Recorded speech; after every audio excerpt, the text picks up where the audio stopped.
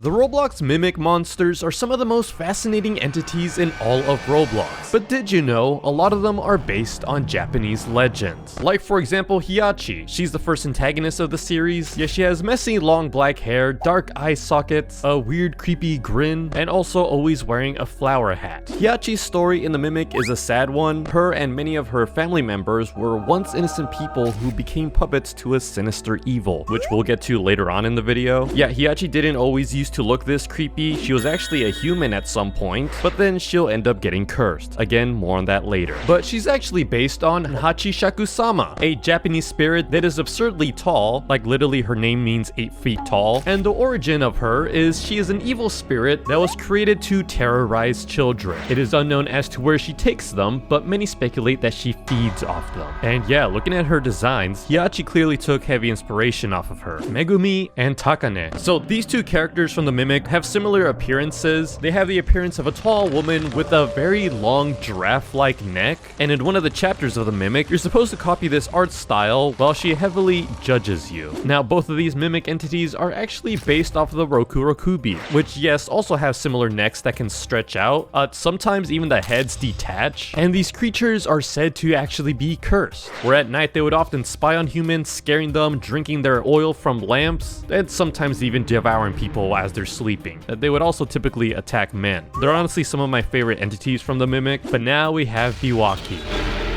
Now, she has a red flower crown as well as holding the instrument called the biwa, hence her name, and she's actually based off of Benzaiten, the goddess of eloquence. The Benzaiten is also associated with dragons, snakes, wealth, and fortune. Yeah, she's actually a goddess, whereas in the mimic, Biwaki is actually just trying to smack you with her instrument.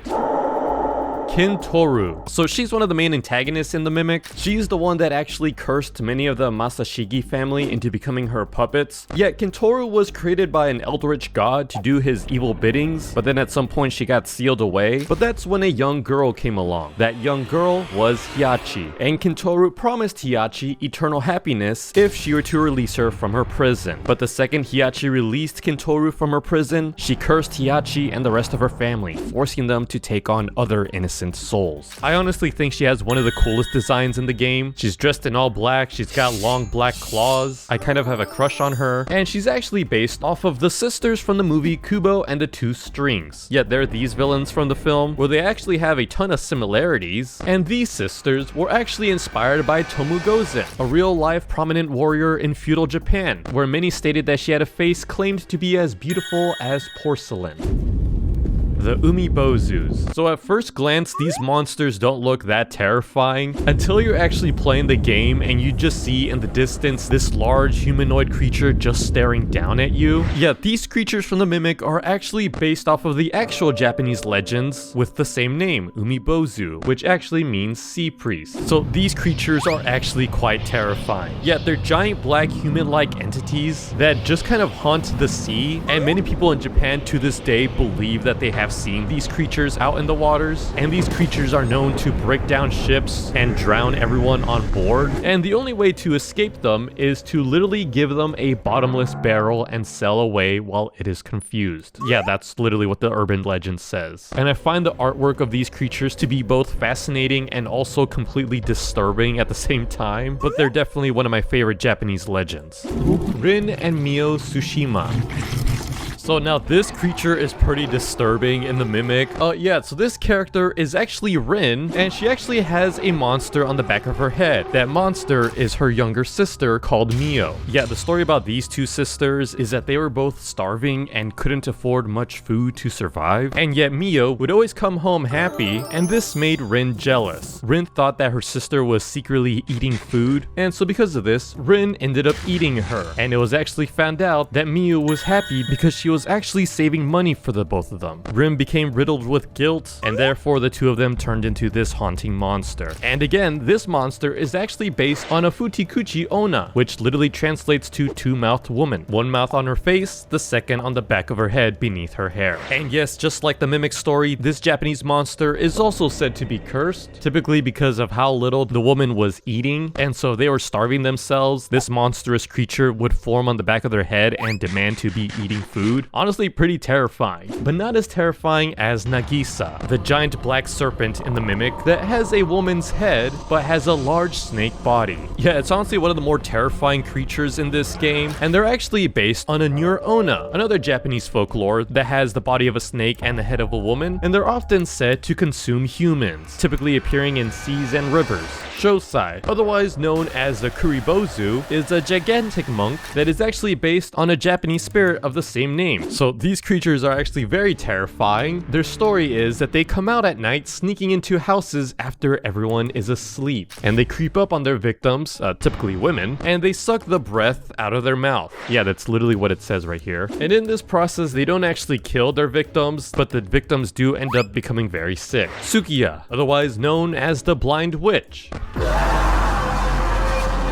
I have a crush on her as well. So she's actually based off of the Japanese Ohaguro Batari, which translates to nothing but blackened teeth. And now these creatures are typically dressed in wedding clothes, and they're often attacking single young men. And once they get too close, that's when they attack. Tenomi.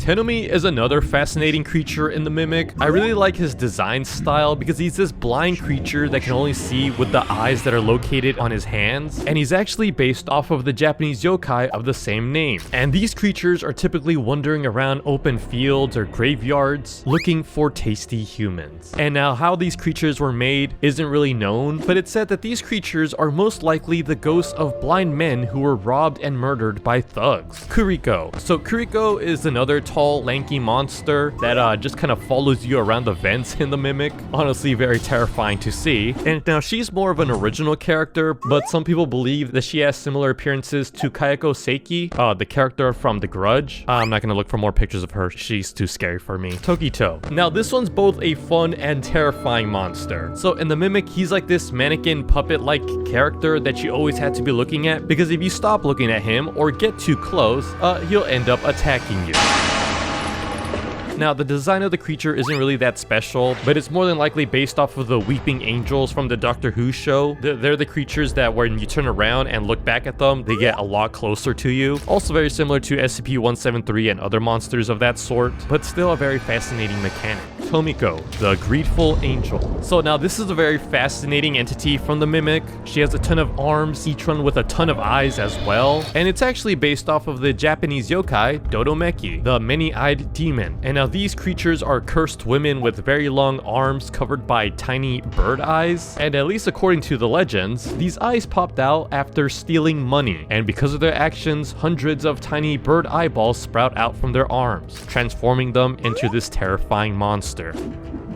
Shinigami. So this is the last antagonist from the Chapter 3 Jealousy book, and now the Shinigami are actually used for tales and religions in Japanese folk culture. Yeah, literally their name translates to death. For obvious reasons, the Shinigami are attracted to death and lurk around bodies of the recently deceased. Saigamo, aka Kentoru's third and final form. Now this terrifying creature is the final boss from Chapter 4. She has this spider-like appearance with a human face, and she's actually based off of the Jorogumo, typically feeding off of men looking for love. And honestly, this creature kind of reminds me of like Eren Yeager's final form from Attack on Titan. Honestly, very cool, but also terrifying at the same time. Anyways, if you like this video, don't forget to subscribe. Goodbye!